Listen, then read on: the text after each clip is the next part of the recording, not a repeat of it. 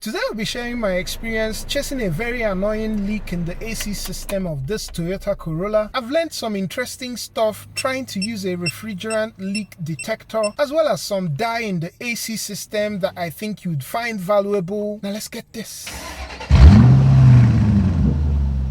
When I discovered the air conditioner on this car would only cool for a period after recharging the system, I decided to get to the bottom of the leak. After not finding anything on visual inspection, I decided to level up my game by getting a refrigerant leak detector. This one from Xetron comes with the UV light, which is helpful for identifying leaks. I set the sensitivity on the tool to about halfway and then got started at this transition point where both the low and high pressure lines meet with the firewall. I then followed the lines covering the different components of the AC system. I'm sniffing here at the low pressure service port and then the high pressure port. No leaks detected so far until I made this sudden motion with the tool and the frequency of the beeps increased. However, this was looking more like interference to me. Interestingly, the service ports were now triggering a response from the tool. However, after turning it off and playing a bit with the sensitivity, those alerts went silent. I went ahead to inspect the remaining parts of the AC system, like around the compressor, paying particular attention to where the AC lines meet with the compressor. I also inspected the condenser area as well as the dryer and found nothing under the engine bay. I then went into the car to see if I could sniff any refrigerant coming from around the evaporator or the expansion valve. This AC vent kept on giving inconsistent alerts for leaks. At this point, my doubts for this tool were really building up, and so I decided to test the door handle to the house, and sure enough, refrigerant was leaking from there. With this bomber of a result, I moved to more traditional stuff and got this Johnson's Pag Oil with UV dye, added some to the charge line of this manifold gauge set,